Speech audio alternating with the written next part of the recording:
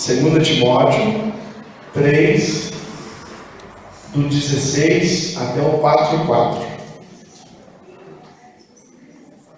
Vou ler, diz assim: toda a Escritura é inspirada por Deus e útil para o ensino, para a repreensão, para a correção e para a instrução na justiça, a fim de que o homem de Deus seja apto e plenamente preparado para toda boa obra. Na presença de Deus e de Cristo Jesus, que há de julgar os vivos e os mortos por sua manifestação e por seu reino, eu o exorto solenemente: pregue a palavra, esteja preparado a tempo, a fora de tempo, repreenda, corrija, exorte com toda paciência e doutrina, pois virá tempo em que não suportarão a sã doutrina. Ao contrário, sentiram coceira nos ouvidos, juntarão mestres para si mesmos, segundo os seus próprios desejos. Eles se recusarão a dar ouvidos à verdade, voltando-se para os mitos. Você, porém, seja moderado, em tudo suporte os sofrimentos, faça a obra de um evangelista, cumpra plenamente o seu ministério. Amém. Até aí, ok? Hoje nós estamos mais uma vez com o nosso tema sobre família. E eu quero aqui rapidamente falar para a família hoje a importância da palavra de Deus para a família. Quando nós lemos aí o versículo 16, diz assim: toda a Escritura é inspirada por Deus e útil para o ensino, para a correção, para a repreensão, para a instrução na justiça. Qual o objetivo disso? Para que o homem de Deus seja apto e plenamente preparado para toda boa obra. Eu pedi para o meu amigo Júnior me ajudar aqui com esses dois versículos, e nós vamos fazer uma adaptação nesses dois versos. Eu acho que está desligado, preciso ligar novamente. Apaga a luz de cima ali. Nós vamos ler este verso de uma outra maneira, porque a minha aplicação hoje não é para você, pessoal, só, é para a família. Então nós vamos entender esse versículo-chave da mensagem hoje no contexto de família, tá? Então já vai aparecer ali o nosso versículo um pouco alterado. Então nós vamos ler assim, ó: toda a Escritura é inspirada por Deus, útil para o ensino, para a repreensão, para a correção, para a educação na justiça. Até aí está certinho. Qual o objetivo? A fim de que a família de Deus seja perfeita e perfeitamente habilitada para toda boa obra. Amém? Amém? Vamos ler comigo para você gravar direitinho? Vamos lá? Toda a Escritura é inspirada por Deus e útil para o ensino, para a repreensão, para a correção, para a educação na justiça, a fim de que a família de Deus seja perfeita e perfeitamente habilitada para toda boa obra. Amém. Vocês estão vendo muito bonito, parabéns. O que a gente percebe hoje, queridos, no nosso século 21, é que a família é uma coisa já em degradação. Nós temos visto aí como as pessoas têm visto a família já não tem mais uma ênfase na sociedade, a família em alguns momentos é até desprezada, as pessoas já não buscam mais viver em família, e tudo isso é retrato de uma coisa muito simples. O ser humano do século 21 é muito individualista. Então eu não estou muito preocupado com a família, estou preocupado comigo mesmo. Estou preocupado com a minha vontade, estou preocupado com o meu desejo, estou preocupado com aquilo que eu quero ser, estou preocupado com aquilo que eu quero fazer da minha vida. Então não importa muito o contexto familiar. Nós temos hoje os filhos que não importa muito o que o pai pensa ou não dele, ele quer realmente ter a opção da vida dele. Nós temos pais hoje que nem ligam para o filho, não quer orientar, não quer saber do filho, ele quer cuidar da sua própria vida. E nós temos vivido uma sociedade que tem mostrado como isso é ruim. Vocês veem aí o índice de criminalidade aumentando. Eu não sei quantos assistiram, mas eu assisti anteontem aquele Polícia 24 Horas. Não sei quem gosta de assistir aquilo, né? Mas de vez em quando, quase nunca. Mas eu vi que ia falar sobre festa funk em São Paulo. O que eles fazem lá em São Paulo? Juntam a galera para dançar funk, vão numa rua, fecham aquela rua, coitado de quem mora lá. Porque começa 11 horas da noite e vara a madrugada, aquela bagunça, bebida, bateca. Vocês sabem como é que é, né? Funk é bem diferente de valsa, né, gente? Então vocês sabem como é que é o negócio. E chamaram a polícia. Como é que a polícia vai para enfrentar uma multidão? A polícia vai toda organizada. E eu achei muito interessante, porque eles pararam na rua de cima, todos os carros de polícia desceram, pegaram aqueles escudos, fizeram um paredão de homens, e os outros homens andando tudo atrás, e o comandante dizia, 10 passos, marcha! Eles marchavam 10 passos em frente para afrontar, para livrar aquela rua daquele pessoal. E aí sabe o que acontecia? O pessoal de lá, ao invés de parar, começava a gritar, xingar nome feio e a jogar coisa contra a polícia. Gente, de repente apareceu na cena 2 meninos desse tamanho, não é um vento de tapa, desse tamanho, desse tamanho, assim. Eu falei, não é possível, gente, esse menino não tem 15 anos, esses 2 meninos não têm 15 anos. E a polícia foi empurrando, e ele jogando garrafa, e a polícia jogando aquela bomba de efeito moral, e ele jogando garrafa, e xingando, e jogava pedra, pau, que tinha na frente, aquela algazarra em São Paulo. Por fim, a polícia cercou, e eles tiveram que descer. Esse garoto foi para a rua de trás, não sei porque ele se perdeu, de repente ele volta correndo e está de frente com a polícia. O policial vai, corre, prende o menino, segura ele. Aí a câmera filmando, ele diz assim, não tio, estava aqui passando com a minha mãe, não fui eu. Chorando, aos prantos.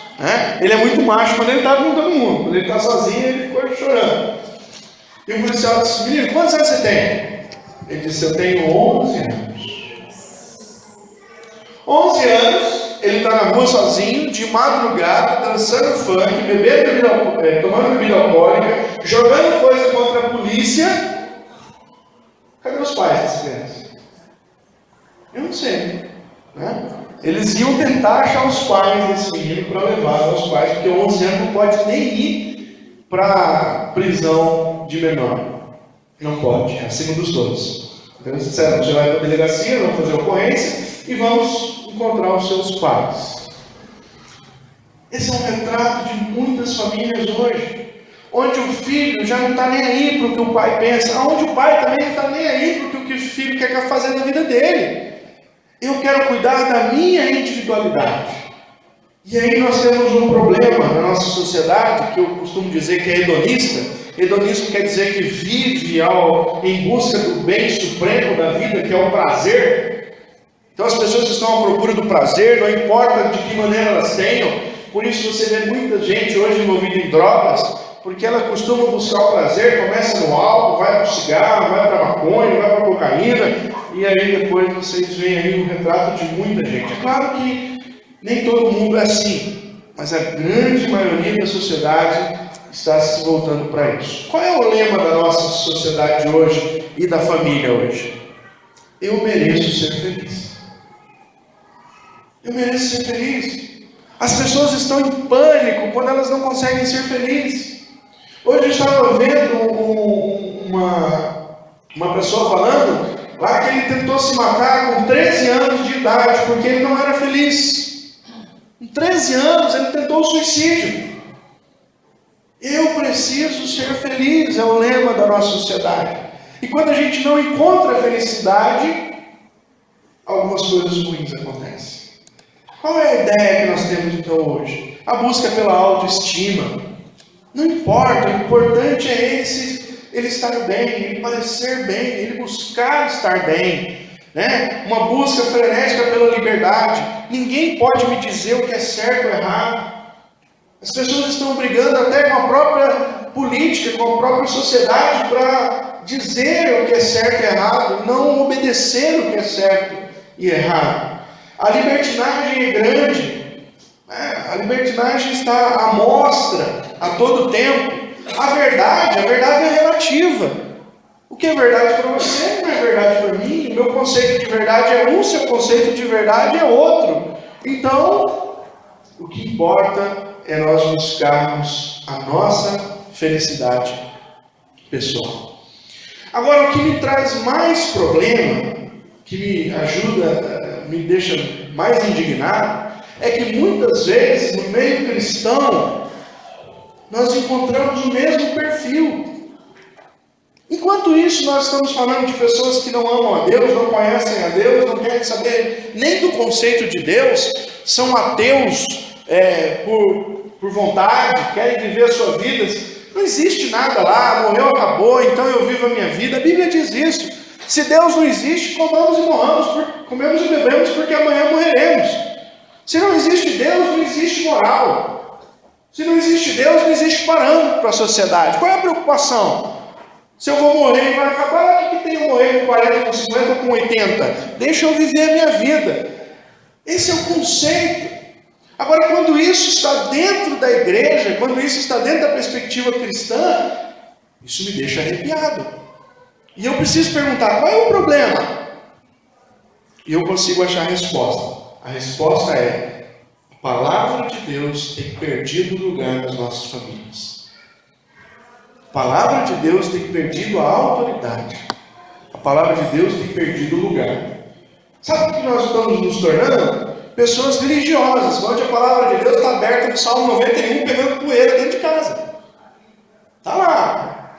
Salmo 91, a página até amarela. Pensa que é lista telefônica. Mas a palavra de Deus não está encarnada na gente. Nós não estamos aprendendo os conceitos. Não estamos colocando em prática. Não interessa, pastor. A palavra de Deus é antiga, a palavra de Deus é inadequada, a palavra de Deus é quadrada, a palavra de Deus... E outra, a verdade hoje também é relativa.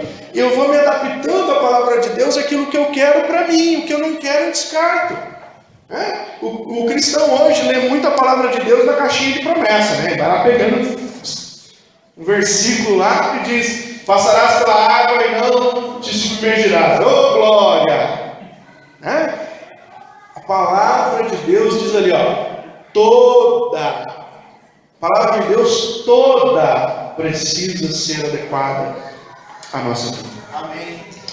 O que eu queria ver com você, então, primeiramente, nesse texto, baseado principalmente em 2 Timóteo 3,16, o primeiro conceito para a gente resolver essa questão da falta da importância da palavra de Deus. A palavra de Deus, primeiro conceito, nossa família deve ter certeza da sua autoridade. Por que isso? Porque vamos ver lá, toda a escritura é inspirada por quem? Por Deus. Primeira coisa que eu preciso entender, e a minha família precisa entender: este livro não é um livro comum, este livro é a palavra de Deus. Amém? Este livro não contém a palavra de Deus. Algumas partes são de Deus e outras partes não. Não. Toda a escritura é a palavra de Deus. Amém. Se a minha fé está baseada nisso, então, irmãos, nós precisamos pensar em algumas coisas. Primeiro, a palavra de Deus precisa, urgente, voltar a ser única regra de fé e prática. Sabe o que é isso?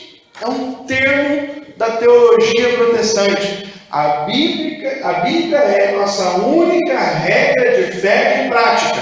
Aonde está baseada a nossa fé? Na Bíblia. Aonde está baseada a nossa regra, ou seja, a modo que nós vivemos? Na Bíblia. Nada está fora dela. Isso me ajuda a responder o seguinte: Minha fé, por que creio o que creio? Por que você crê o que crê? Por causa da Bíblia. Se a Bíblia não é a fonte da sua fé, você vai ter hoje uma fé, amanhã você vai ter uma outra fé, e assim por diante. Porque a sua fé pode mudar. Hoje uma pessoa vem te fala uma coisa, você cai lá naquilo que a pessoa falou. Amanhã ela te diz outra, você vai atrás. Por quê? Porque a sua base não é as Escrituras. A sua base é o que um ou outro disse.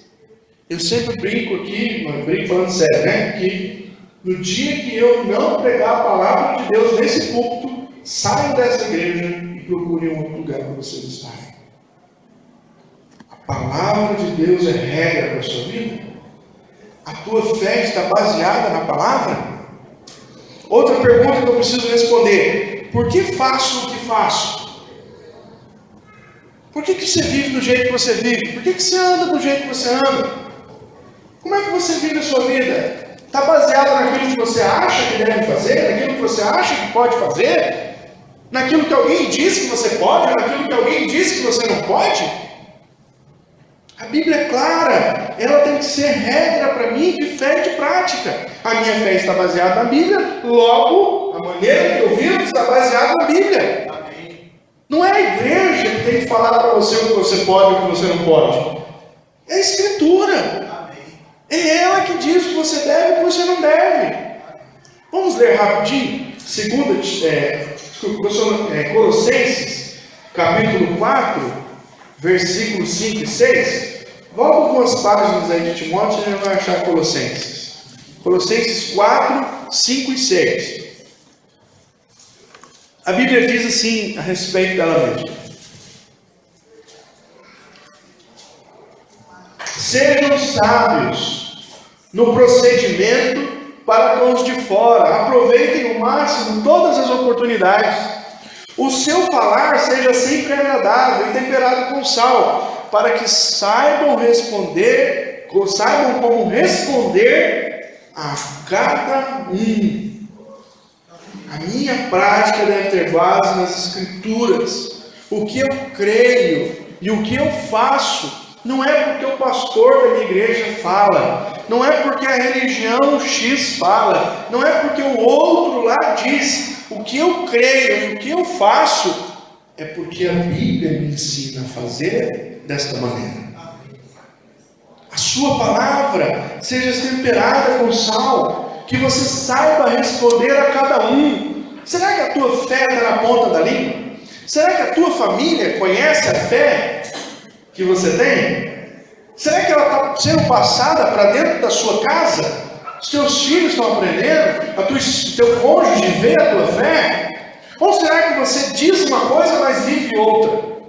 Será que você professa uma coisa muito bonita, mas fala uma outra? Eu acho que as redes sociais hoje em dia estão nos mostrando quem nós realmente somos. Que as pessoas dizem coisas bonitas umas para outras, aí você não fica zangrada na rede social, ela vai lá e vomita tudo. Xinga todo mundo que tem direito. Você faz o que você faz por quê? Você crê no que você crê por quê? A Bíblia precisa voltar a ser a única regra de fé e prática dentro das nossas casas. Amém?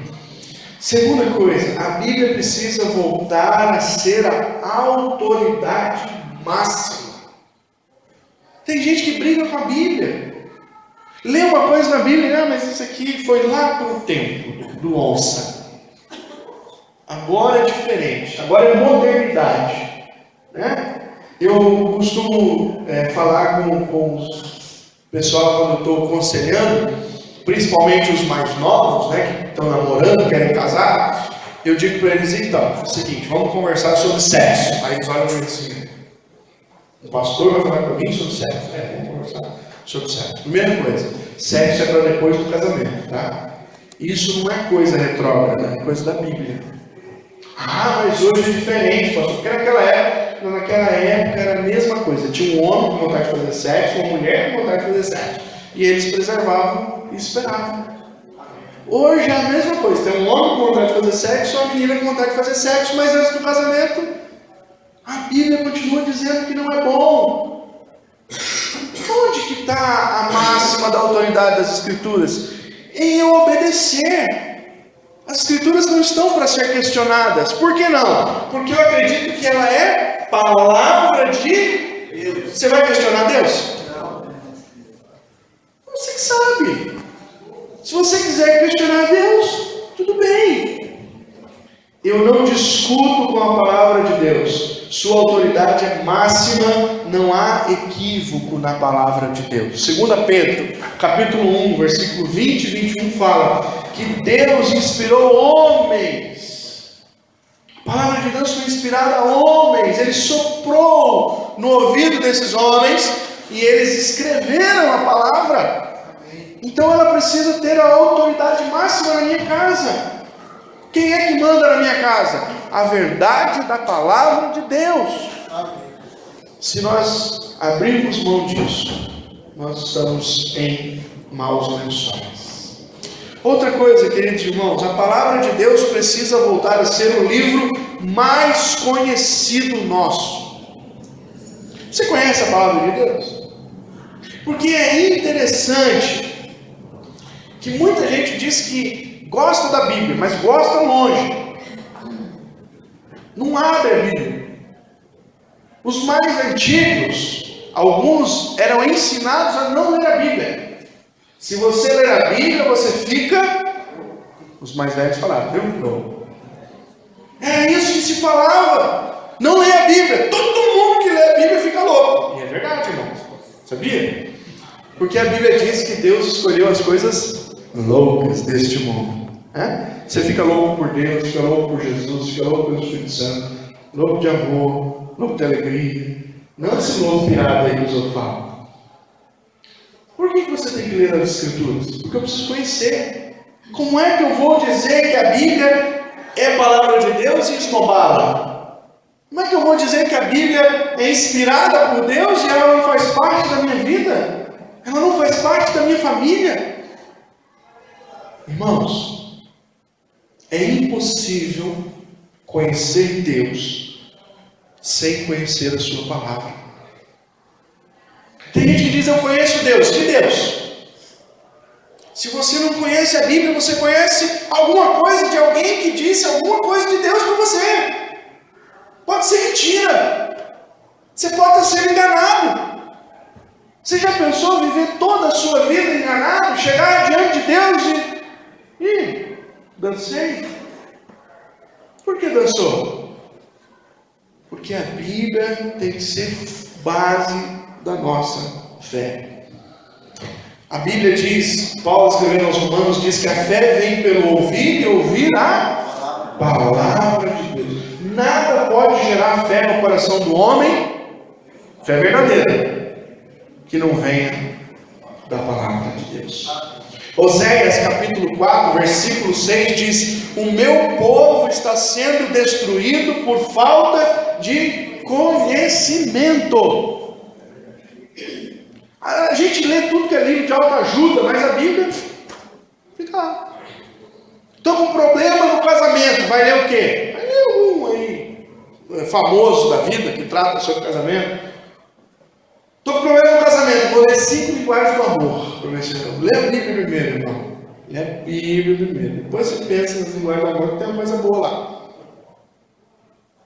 Nós não podemos esquecer que a Bíblia tem que ser o livro mais conhecido.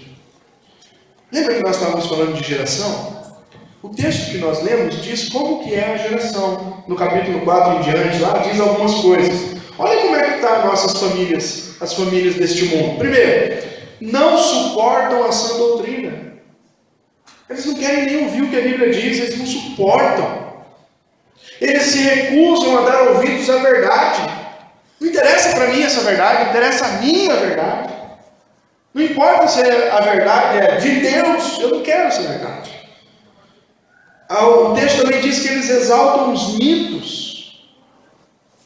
As pessoas estão à procura de historinhas boas, né? A gente lê um livro desse tamanho aqui do Harry Potter, tem 1, 2, 3, 4, 5. Aí quando vê a Bíblia, diz: nossa, é muito grosso, não dá para ler não. Simplesmente porque a gente não quer o conhecimento da palavra de Deus. A gente prefere os livros. Então, primeira coisa, meus queridos irmãos, é preciso a nossa família ter certeza da autoridade bíblica. Deus escreveu as Escrituras através de homens que Ele inspirou. Por isso que temos na nossa mão hoje é a palavra de Deus. Amém. Amém?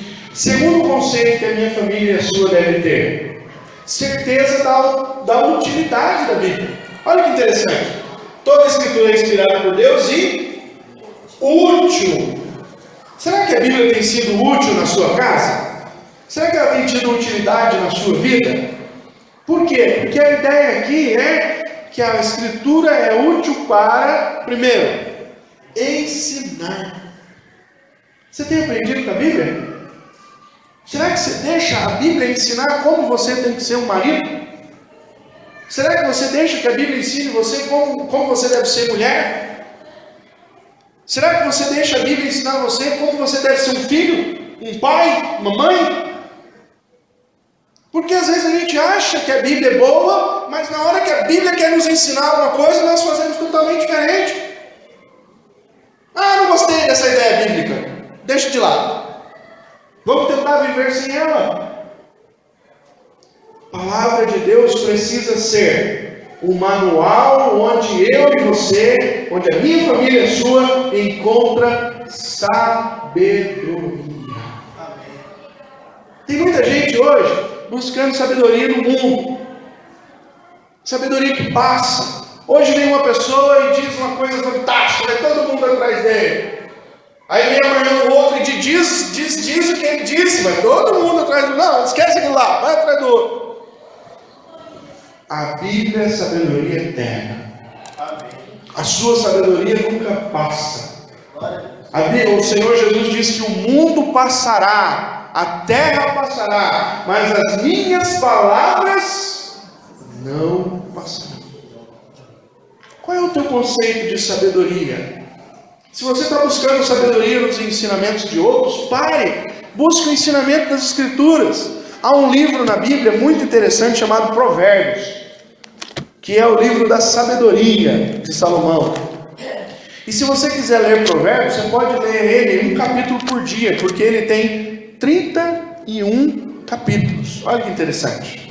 E olha o que Provérbios capítulo 8, versículos 6 e 7 diz sobre sabedoria. Ouçam, sabedoria falando, ouçam, pois tenho coisas importantes para dizer, os meus lábios falarão do que é certo. Sabe o que a Bíblia vai ensinar para você? Não é muitas vezes o que você quer fazer, a Bíblia vai ensinar para você o que é certo. Muitas vezes a gente quer fazer o errado. Minha boca fala a verdade. Às vezes a gente quer uma mentirinha, né? Às vezes a gente gosta de mentir para nós mesmos. A Bíblia fala a verdade. Pois a maldade causa repulsa nos meus lábios. Não há mentira na Bíblia. A Bíblia é senhora da verdade. Então a palavra de Deus é um manual onde eu, você, sua família e minha podemos encontrar a verdadeira sabedoria. Amém? A palavra de Deus também precisa ser lá na sua casa e na minha um manual de relacionamento de marido e mulher. É interessante que hoje marido e mulher quer se relacionar de qualquer maneira. A gente quer viver do jeito que a gente bem entende, né? Os relacionamentos são baseados muitas vezes em experiências passadas, muitas vezes são conceitos próprios. Outros são, eu li isso em tal lugar, o fulano disse isso, o Beltrano disse aquilo. Mas o que a Bíblia diz? Efésios capítulo 5, versículo 22 até o 33, fala só sobre marido e mulher. Ele começa dizendo assim: mulheres, sejam... Vou voltar, dar outra chance para as mulheres. Fala alto, mulherada. Não fica soprando, não. É alto. Mulheres, sejam submissas aos vossos maridos. Aí a mulher moderna do século XXI, eu submissa? Nem a pau, Juvenal. Eu não vou ser submissa ao meu marido. Eu quero mandar na minha vida. Eu sei. Meu marido não sabe de nada, pastor. Você não mora com ele. Se o senhor morasse com ele, você vê, ele não sabe de nada. Eu tenho que tomar a frente. Essa é a sua verdade. Mas a verdade das Escrituras é outra. Aí você vai escolher qual verdade que você vai ficar. A verdade da Bíblia é que você tem que ser submissa ao seu marido, como a igreja é submissa a Jesus. Você já pensou a igreja conversando com Jesus e dizendo para Jesus: Jesus, faz isso, faz aquilo. Pior que hoje tem. Jesus, eu te ordeno, eu mando, eu decreto. Não dá, gente. O relacionamento da igreja com Cristo é alguém que precisa, é alguém que por amor se submete. Reconheça que Deus deu autoridade do teu lado ao teu marido, não tome a autoridade dele. Se ele for um banana, transforme ele cara abaixo. Deixa ele fazer. Manda ele fazer, não troca o botijão de gás não, irmão. Faz a unha antes, diz amor, eu posso. É o caboclo que tem que ir lá torcer a orelha do botijão. Sejam submissos. Aí os maridos dizem: oh, beleza, mas sabe o que tem para nós? Vou dar a chance para vocês responderem. Maridos, amem vossas esposas como Cristo amou a igreja. O que Cristo fez pela igreja, irmãos?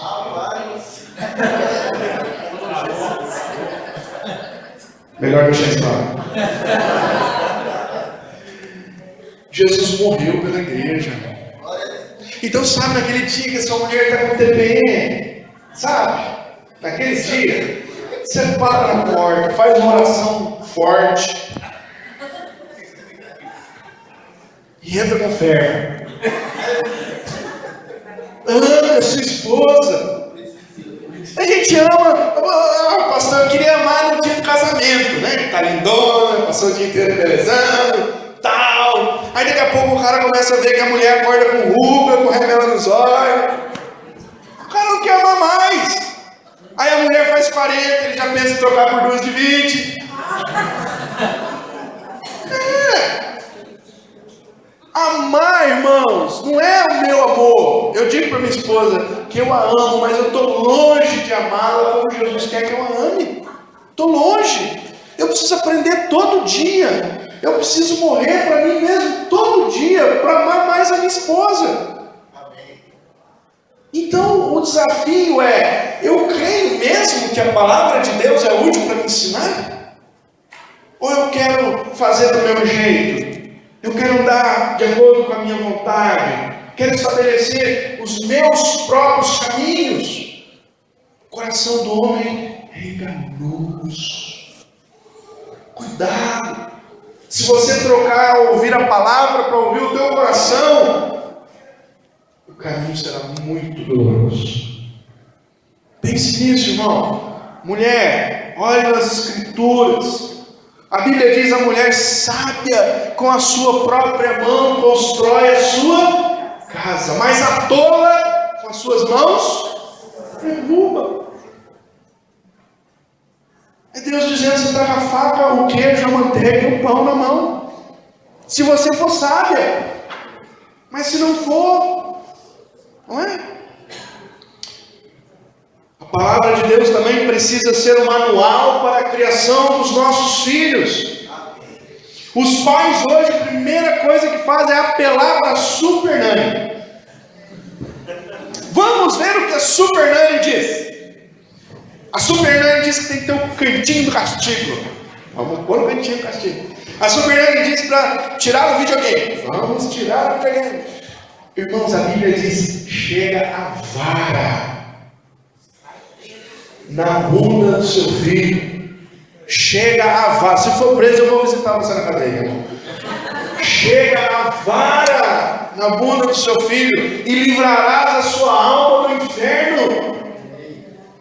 O Estado não quer que a gente bata no nosso filho, mas eles vão bater nele lá na cadeia depois. Irmãos, espancar é errado, agora corrigir com amor é certíssimo. Deus fez a partinha gorda chamada bumbum, lugarzinho certinho para a vara, para o chinelinho. A minha mãe gostava de tal de cinta. Até hoje eu tremo na hora que eu vou botar cinta. A palavra de Deus é a sua maior fonte de sabedoria para ensinar os seus filhos. Por isso, lemos aqui Deuteronômio capítulo 4, versículo 6, Deuteronômio 6, versículo 7. Ensina ao teu filho o caminho que deve andar, falando com ele, fale com ele, sentado, levantado, deitado, toda hora, ensine. Nós não ensinamos os nossos filhos. Às vezes a gente quer que a escola ensine, terceirizamos o ensino. Deixa que a escola ensine, deixa que a escola dominical ensine, deixa que a igreja ensina. Aí quando está dentro de casa, a gente entrega a televisão aos tablets, celulares e todas as tecnologias e aparatos e diz: fica aí, menino, fica aí. A Bíblia diz que é você que tem que ensinar. Ele tem que receber de você, pai. Ele não tem que receber da Superman. Você tem que ler a Bíblia para aprender com ela. Ela vai te ensinar a criar os filhos. Não é para ler: o filósofo fulano falou que é assim que faz. O filósofo fulano não conhece Deus. Às vezes ele diz que Deus não existe. Você está indo atrás do que ele diz. Cuidado. A Bíblia é fonte, é manual para a criação dos nossos filhos. Olha o que está acontecendo com as famílias desta geração. Voltando para 2 Timóteo 4, 3 e 4. Eles sentem coceira no ouvido.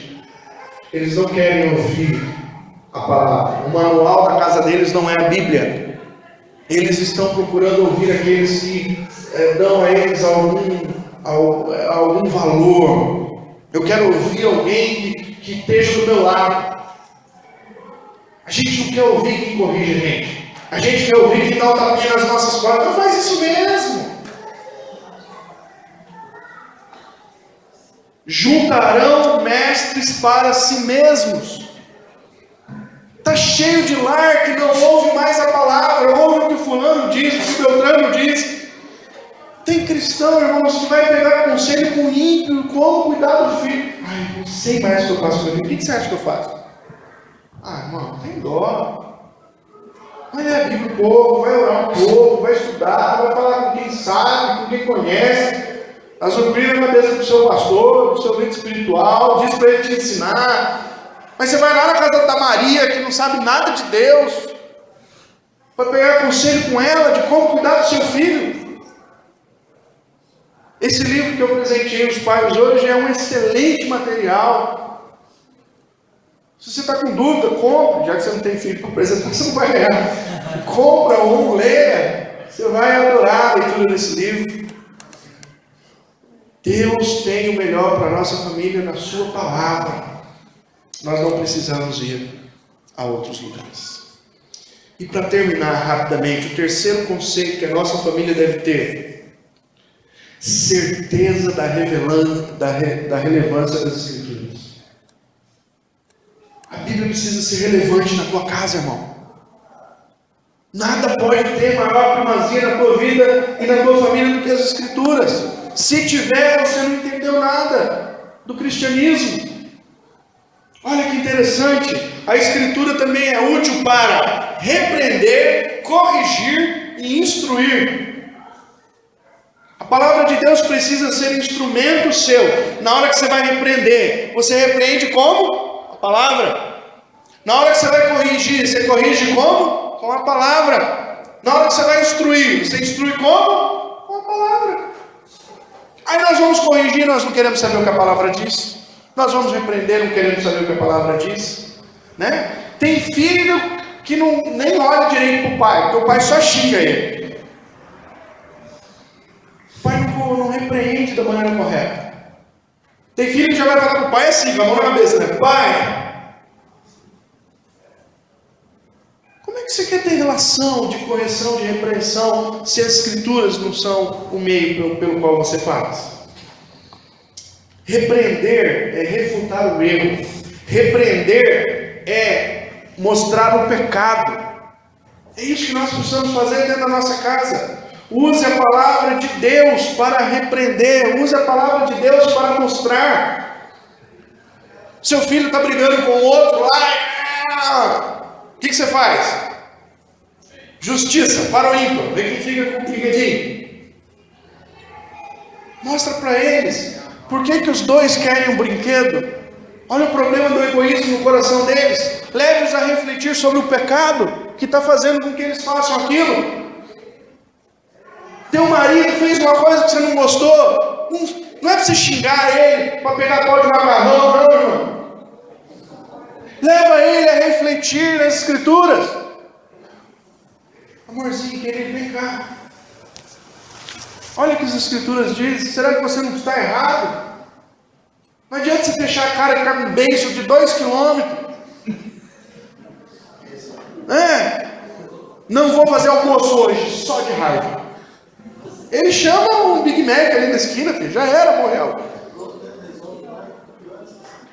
Maridos, a marido também quer repreender a mulher e não chama ela para as escrituras.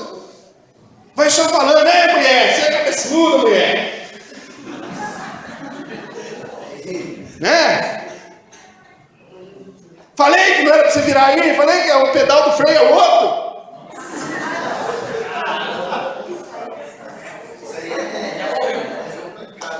Pode jogar a volta do lado, cuidado. Queridos irmãos, a repreensão precisa ser feita com base nas escrituras. Querido, estou chamando a sua atenção por causa das escrituras. Ela diz isso, eu estou vendo isso na sua vida. Será que você tem feito isso? As escrituras é meio de repreensão? É para corrigir. Corrigir significa convencer os mal orientados dos seus pecados. Corrigir significa colocá-los no caminho outra vez. Corrigir significa tornar a pessoa reta. É preciso entender que a Bíblia tem o suficiente para conduzir a minha família, a sua família, ao que é correto. Você já plantou uma árvorezinha, aí você deixou ela lá, ela começou a virar assim para a esquerda, assim? O que você faz? Põe um bambu do lado, chama ela e amarra para ela crescer.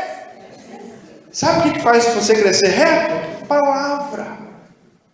Se ela estiver na tua vida, ela vai fazer você crescer reto. Se a palavra estiver longe da tua vida, tortinho.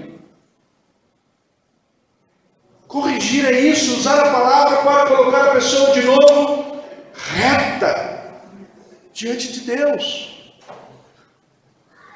Gálatas capítulo 6, versículo 1 diz: se você encontrar alguém em pecado, você que sabe que aquilo é pecado, instrua essa pessoa.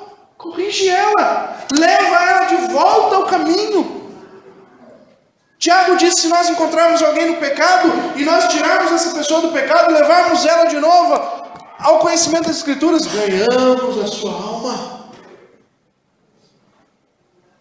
Mas muitas vezes a nossa correção não é explicar as escrituras, nós nem sabemos explicar as escrituras. E por último, instruir significa educar construtivamente na vida cristã, significa treinar, disciplinar, significa discipular. Jesus deu uma grande ordem, irmãos, que nós devemos ir por todo mundo, ensinando, ganhando as pessoas e fazendo discípulos. Sabe quais são os nossos primeiros discípulos? Os da nossa família. É lá que nós precisamos ensinar a palavra de Deus. A Bíblia diz como minha família pode ser uma família segundo os desígnios de Deus. É a Bíblia que diz, não é o fulano, não é o beltrano, não é o ensinamento do X, é a Bíblia. Preciso ser moldado segundo essa verdade. Paulo escrevendo aos Coríntios, primeiro capítulo de Coríntios, capítulo 14, versículo 19, ele diz assim, olha, eu prefiro falar 5 palavras que as pessoas entendam, do que falar um monte em línguas que elas não entendam, porque 5 palavras eu vou instruir essas pessoas. Como é que é a sua instrução dentro da sua casa? Às vezes você vai instruir o marido, fala aos berros, não usa nada da palavra, só xingamento. O marido vai instruir a mulher, também começa com aqueles bichinhos pequenininhos, e vai aumentando os bichinhos. Não tem nada de Bíblia. Vai instruir os filhos, cala a boca, moleque, eu já falei, é assim. Onde está a Bíblia? Está aberto no Salmo 91. Lá, do lado da televisão. A gente perde mais tempo com a televisão do que com as escrituras. O que é útil para você? É a palavra. Essa palavra tem que ser o centro da nossa vida. Quero terminar dizendo o seguinte: quando a palavra de Deus for autoridade, fonte de sabedoria e estudo, e instrumento de Deus para as nossas vidas, teremos famílias que glorificam o nome do Senhor Jesus. Amém. Nós precisamos reavivar o uso das Escrituras dentro dos nossos lares, porque só assim a família de Deus será perfeita e perfeitamente habilitada para toda boa obra. Se esquecermos a palavra de Deus, nós corremos um grande risco. Vamos orar? Senhor Jesus, te louvamos pela palavra do Senhor. Ela é fonte de alegria e vida. Tua palavra é a verdade. Nada além dela ou aquém dela deve conduzir os nossos corações. Oramos para que o Senhor nos ajude a entronizar a tua palavra nas nossas famílias. Que seja ela fonte de vida para os nossos corações. Que seja instrumento do Senhor para as nossas famílias. Nos abençoa, Senhor Jesus. Tem misericórdia de nós e nos ajuda a amar a tua palavra. Que possamos dizer que conhecemos o Senhor, porque conhecemos a tua palavra. Assim oramos, no nome de Jesus. Amém.